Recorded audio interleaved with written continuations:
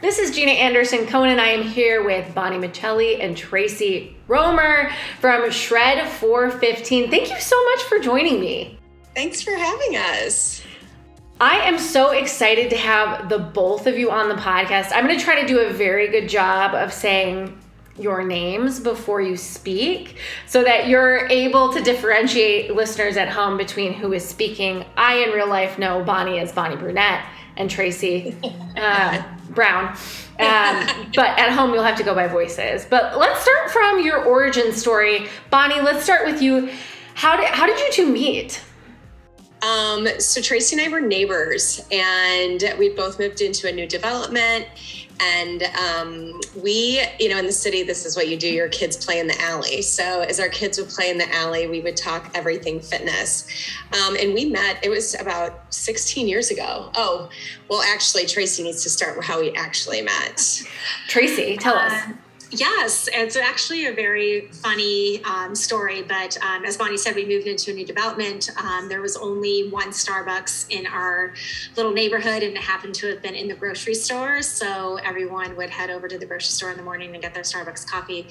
I was pregnant with my second child, and everyone was telling me I was having a boy, so I just assumed boy. So I was chatting up any mom who had a son in hand, and Bonnie happened to be standing in front of me in the Starbucks line with her son in hand, and he was really cute. So I just started chatting up Bonnie, and I really wanted to know what her son's name was because I was looking for boy names. And so we started chatting, and I did not know she was my neighbor at the time, but her son's name is Fletcher. And I was like, wow, that's such an interesting name. I love it. It's cool. It's hip.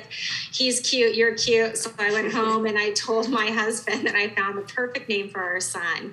And it was Fletcher. And he's like, yeah, no. He's like, I've got 10 other names lined up. But he's like, that's a great name, but we're not naming our son Fletcher. And then I ended up walking out the front door as I got home, and I saw Bonnie driving into our development. And I said, oh gosh, I cannot name my son Fletcher because she's my neighbor, and that would be really weird if I did that. But I ended up having a girl. I have 3 girls. And the funny part of the story is Bonnie will finish. So then we're neighbors. Our kids play in the alley. Her second daughter's name is Sam. I get pregnant. We're in the delivery room. I have a girl. It's between Sam and Annie. And we were like, oh, well, let's just name her Sam. I mean, it's not like we're going to live next to the Romers forever. And sure enough, we have Sam squared. So I stole her name. And now we're partners for the last, 12 years now. For life, really. Yeah.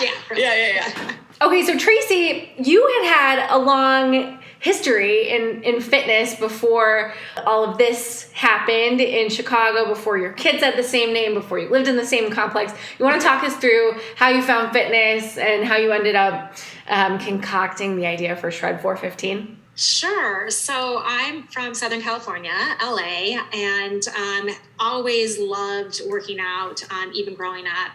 I was the girl that, would turn on cable TV after school and do whatever cable, fitness situation was happening on the channel, taking my friends to the gym after school. I was the youngest in my class, so I never could drive until after, until I got into my senior year. So I was always looking for rides to go to the gym. So I'd make my friends go with me. So I was that person.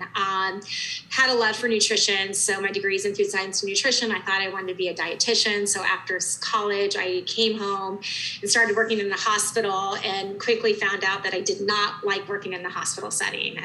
I wanted to be out talking to people and having fun. And someone introduced me to Billy Blank's Tybo on Ventura Boulevard many years ago. And that's when the love for fitness happened for me. And so fell in love and just said to myself, this is what I want to do. And so for there, I started getting jobs in fitness as much as I could, and found my way to San Francisco, and then got recruited to Chicago to work in fitness in Chicago. So my career spans over 30 years now. You can't, I mean, we can be whatever age we want as women. I hate that we're always like, you look so much younger, but you have no idea how old Bonnie and Tracy are. That's so nice. So let's talk about it. You went from having all of this knowledge, you two are working out together at this point? We're neighbors. I'm working in the fitness industry. Bonnie just starts to teach, and she invited me to one of her classes and said, hey, I'm starting to teach. I would love your feedback. Come and take my class. And so I did, and she was a superstar. As the minute she put that mic on, I was like, oh my God, you're a born natural to do this. And then she can kind of fill in from what happened after that. Yeah, we just, at the time it was 2010, there was a ton of bar yoga and Pilates, and there was nothing like treadmills and strength. And so we put our heads together. We both wanted to open a studio. We didn't want to do it by ourselves. And we put our heads together and came up with Shred 415. And it was quick. I mean, we decided to do this, and we opened 6 months later. Wow. So 2010, you're sort of ready. You put the plan together. Talk to us about that first location in Old Town. It was actually in Lincoln Park. Oh my gosh. You know what? Yeah. My first location is in Old Town. So my first location is always going to be there. But your first location in Lincoln Park, talk to us about that. Yeah, well, and actually we both lived in Lincoln Park, so it was an easy 5-minute drive. So we opened in April 2011, and we were like, this is going to be the most amazing thing ever. We had a free weekend, our classes were packed, and then we opened up on Monday, and no one showed up to our 6 a.m. And then we had like 1 or 2 people, and so it took us about 30 days for word to spread and for us to get out there. And we quickly did a Guild City, which also helped launch our attendance. I think one big thing that happened in the beginning is, we had a kids room because we had kids and wanted to have a place where our kids could go. And we had a mom who had 3 kids that was coming. And in the first 30 days, she had already lost 15 pounds. And we were like, oh my God, Kathleen, you look amazing. And I think through that and through the Guild City we launched in May, word just started spreading that we were, the hot new workout in town. And again, there's nothing like us. It's so interesting too that you bring up the kids room, because it is still a huge differentiator among studio fitness in particular. We hear from ambassadors who have kids who are, or those who are just about to have kids or have just had kids. They'll ask each other. We see this question asked like all the time on the Ambassador Slack channels, like, where do you go with kids? And the answer is always Shred. Oh, that's awesome. Yeah, it's fun to watch. And obviously you've always prioritized that for your members too, which is great. Okay, so you open the studio. People catch on finally. They're like, this is the hottest place to be. Finally, 30 days, classes are starting to get packed. When did you decide to open a second studio?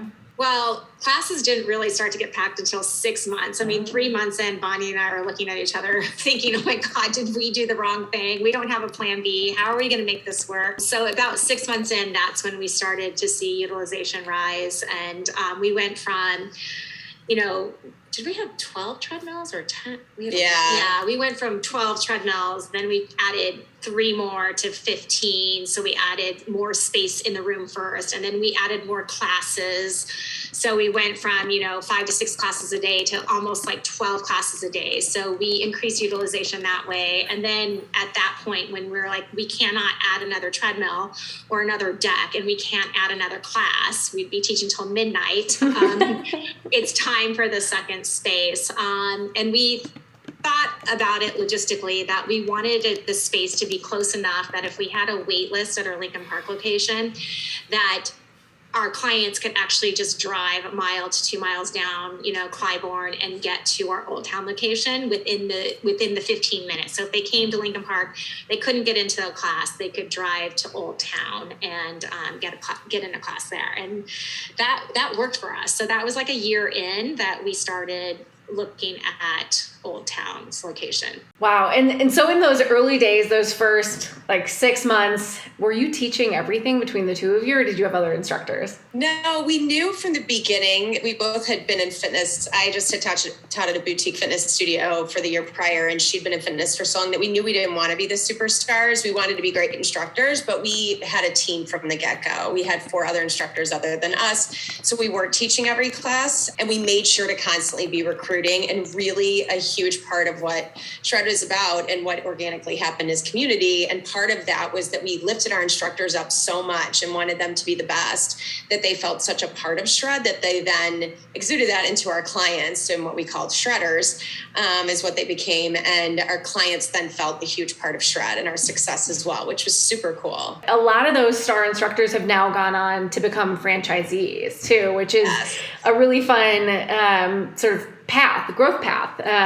But I don't want to get too ahead of myself here.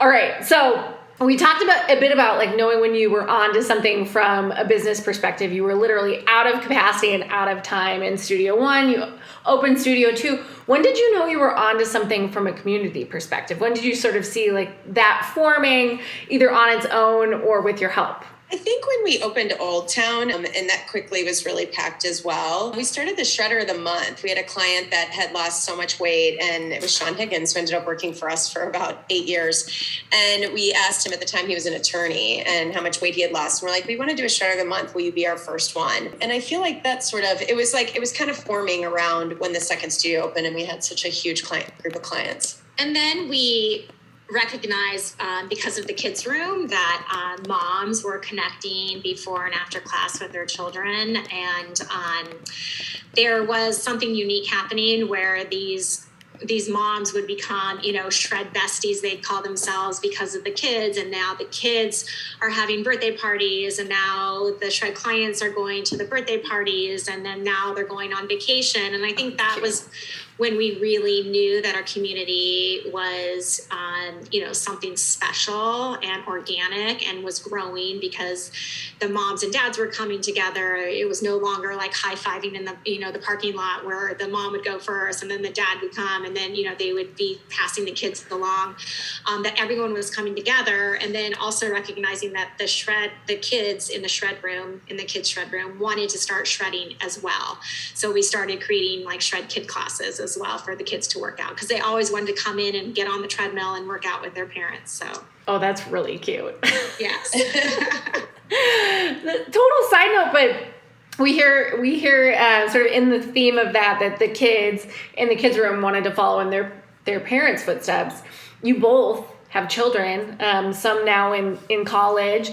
Have any of them expressed an interest to follow in your footsteps as business owners or in the health and wellness space? Yeah, our kids are working at the front desk and taking classes. And my daughter's expressed that she started working behind the front desk, my middle one. She's like, God, this is actually really hard. She's like, you and Bonnie started this? So I think for the first time, she's like, wow, our moms are pretty cool that they created all of this. She's like, I don't know how you did all of this.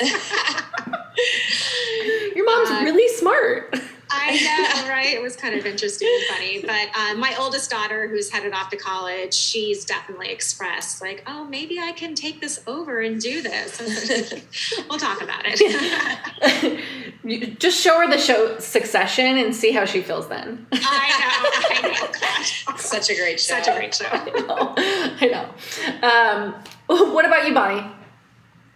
My kids? Yeah. I think they're not old enough yet. My son is 16 and he's like really into like lifting weights, and he doesn't take Shred, but he works front desk and enjoys working. And then my daughter's 14 and I make her take class with me, but I think it's not in their wheelhouse yet. It's not like that cool that I started Shred. I think as they grow up with it, I hope that comes later. Yeah, they'll figure it out one day. Yeah, we're still teenagers. Okay, thanks for coming on that sidetrack with me. We kind of have touched a little bit on this. We talked about the Studio of the Month and highlighting clients, but let's think back to 2010, 2011. Like, Facebook's pretty new as a marketing stream. So is Guilt City. So are a lot of the things you were doing. You were early innovators in marketing, and you were pretty scrappy. So can you talk about how you sort of use these, I'm air quoting this for the listeners, like new and interesting channels to sort of get people in studio and talk about it? It was very scrappy. I think back in 2010, 2011, Facebook was more like Twitter. It'd just be, you would write a sentence like, we're open, come in.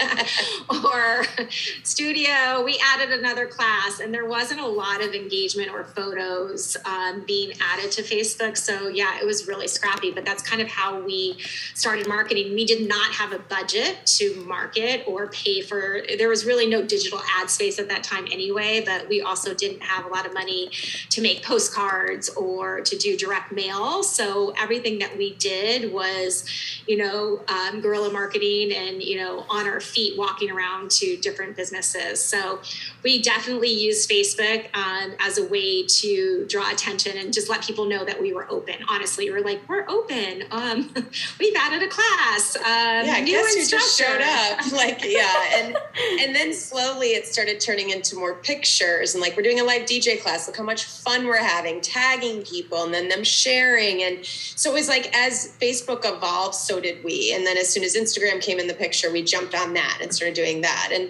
And so we've really had a marketing team or someone in charge of marketing since we started expanding our corporate team in 2014. Awesome. Okay, that's actually a good jumping off point. I want to talk a bit about the team today and Shred 415 today. We've talked a lot about the beginning, and we've made you out to look like a mom and pop shop, which you are not. You are a gigantic team, a gigantic studio brand. So talk to me a bit about that.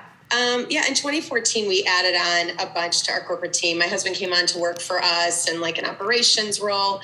Jen Wilkins, who had worked our front desk, assistant manager, and now she still works for us and pretty much is head of operations, like above and beyond. In COVID, my husband went back to being an attorney and has left Shred.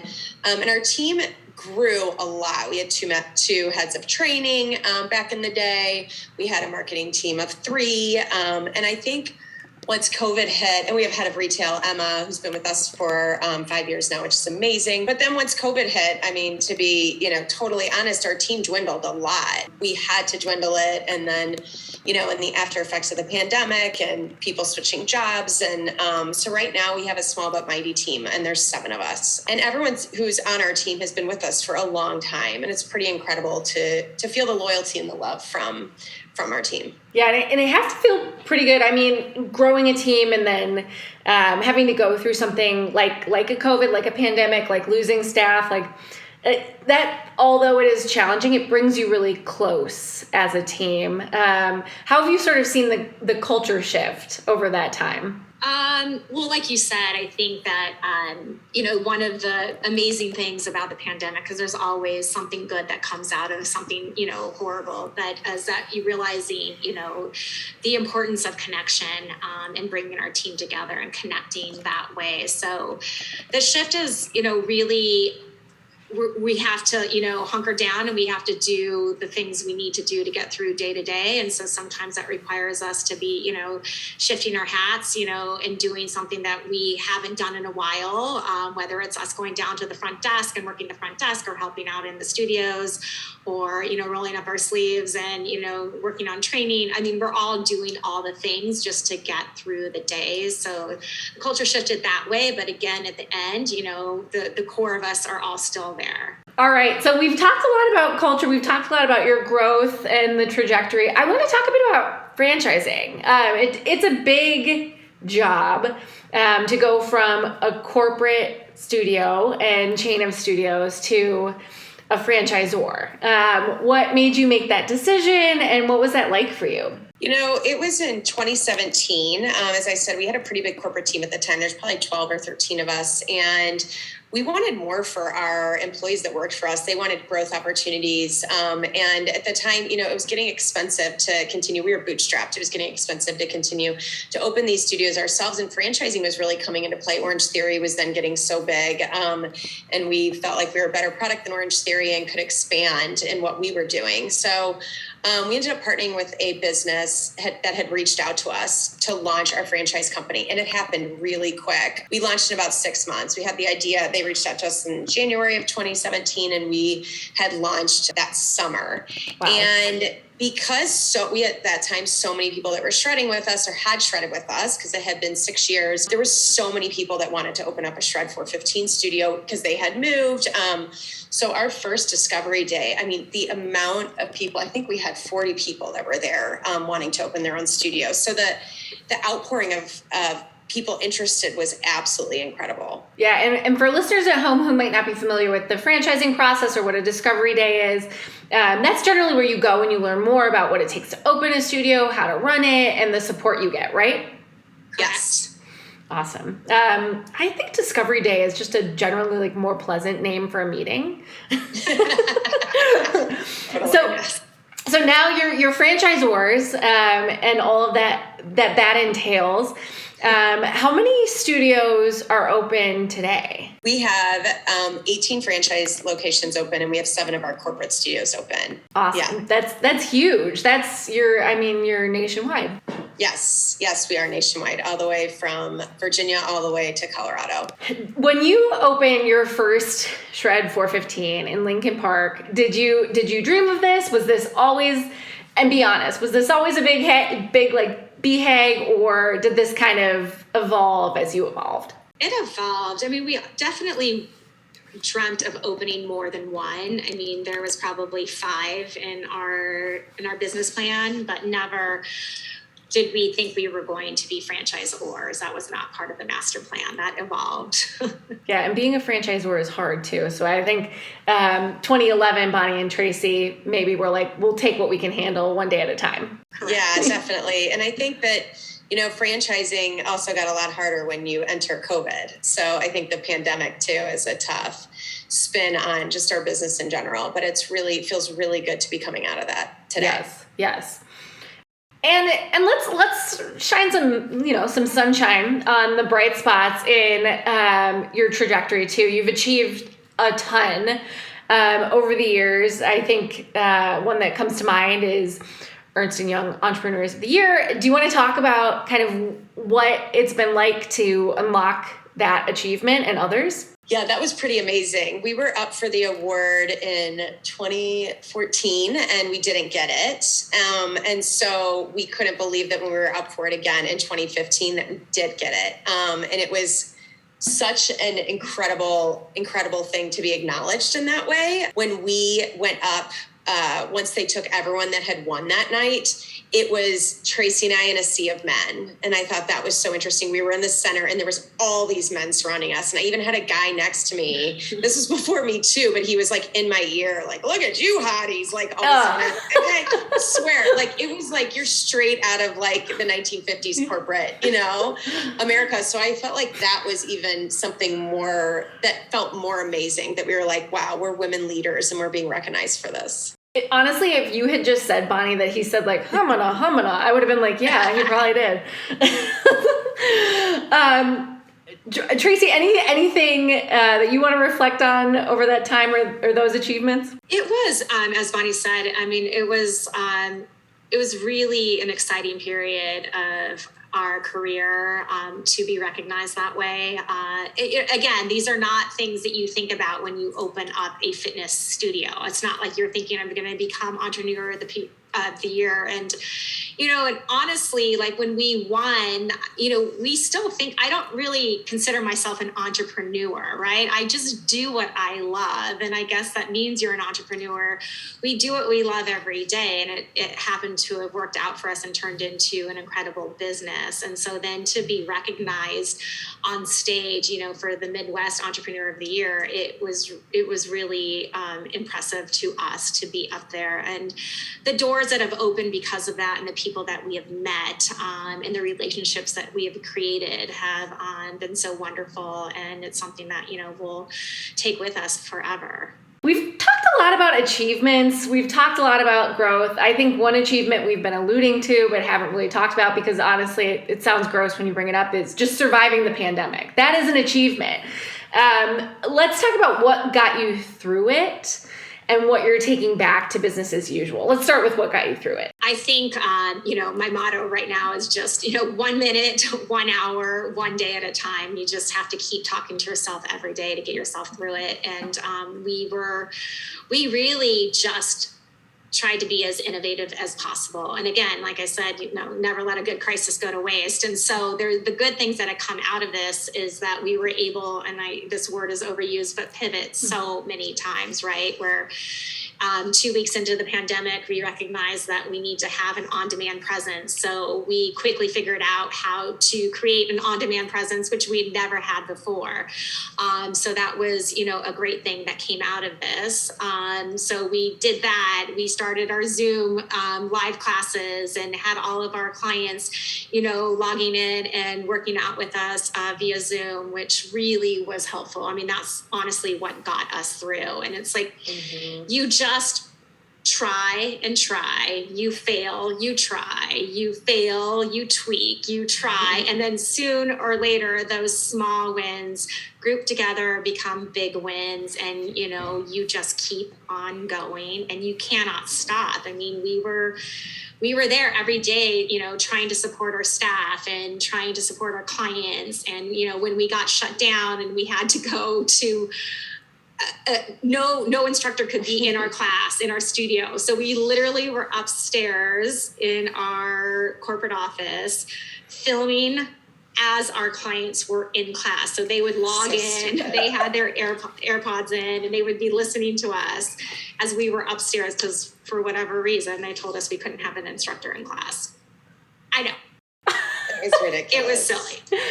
I think a lot of the rules and regulations, like we were all kind of going along with it and trying to learn together. But some of them now we look back and we're like, if only we knew then what we know now. I know. There were points where, we're just like, screw it.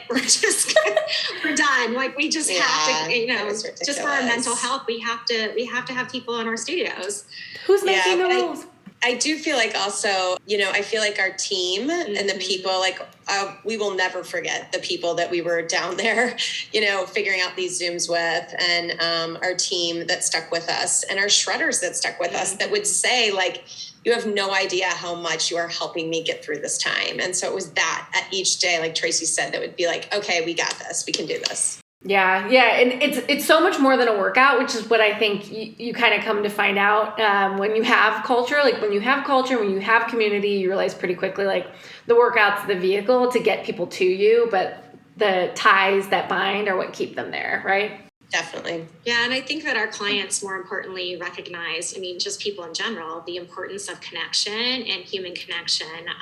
And, what better than fitness and exercise to connect people together and get you through, these trying times. So.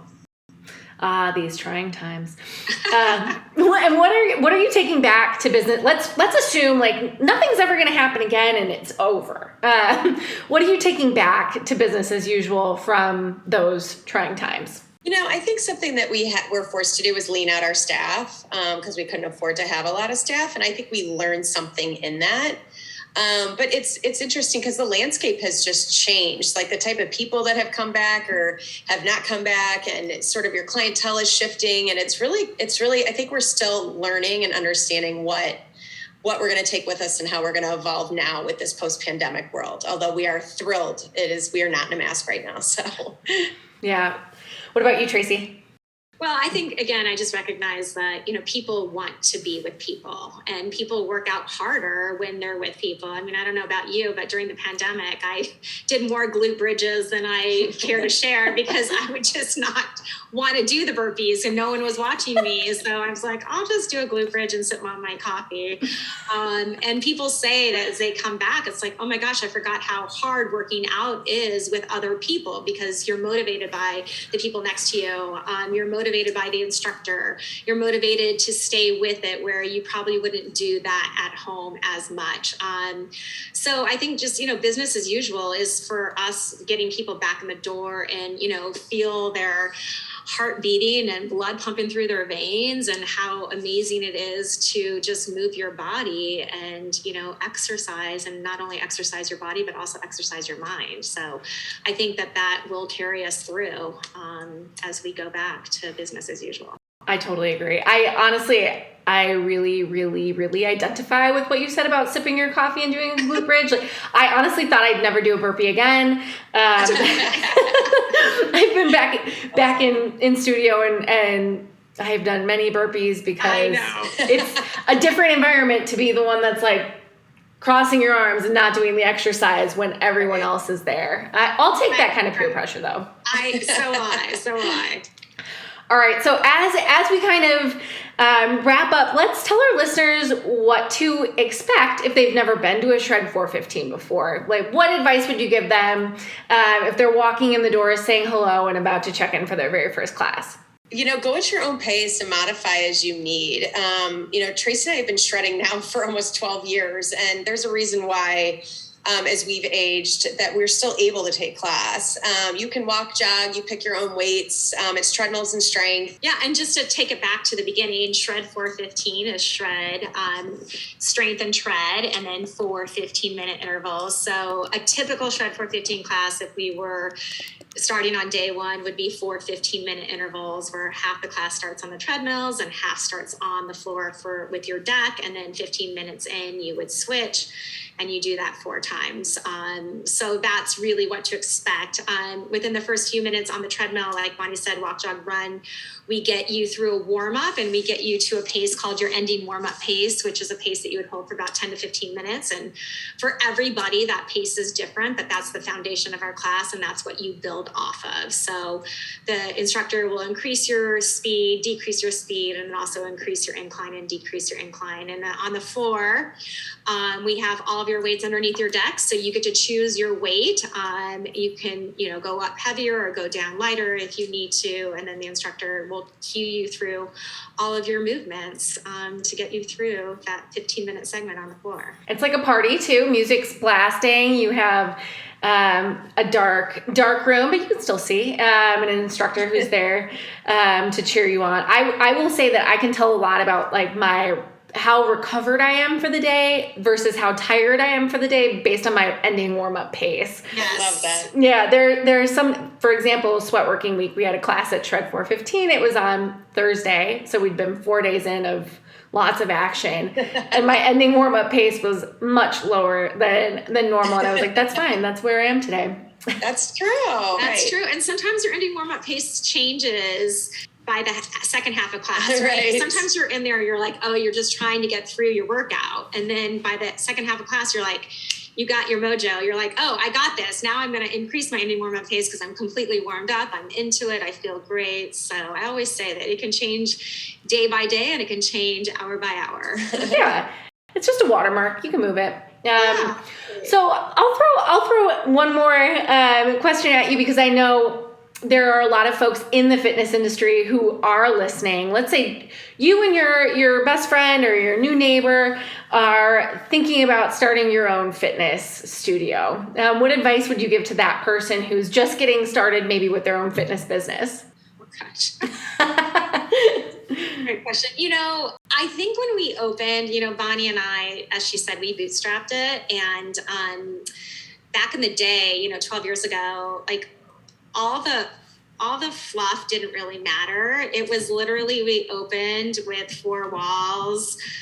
I think I bought the desk like on Amazon. We painted, we brought in apparel, and it's really all that matters. It's really the fitness concept, the product, and the community that really matters. All the other things that we think we need to have to make that studio special doesn't really matter. It needs to be nice. It needs to be clean. You need to have those things, but like, don't spend all your money on the peripheral stuff. Focus on your product, focus on your community, and let the other things happen, organically. So don't go thinking that you have to have all of these things to make your studio the best. I love that. Bonnie, anything? Yeah, I agree. I was just thinking, like, don't get subway towel in the bathroom. It was bare bones when we opened. I totally agree with Tracy. I know. And that's how we were successful so quickly. Focus on the product. I love that. Focus on the product, focus on the community, and go at your own pace if you're just starting out at Shred. Bonnie, Tracy, thank you so much for joining me. Yes, thank you. It's so great to see you.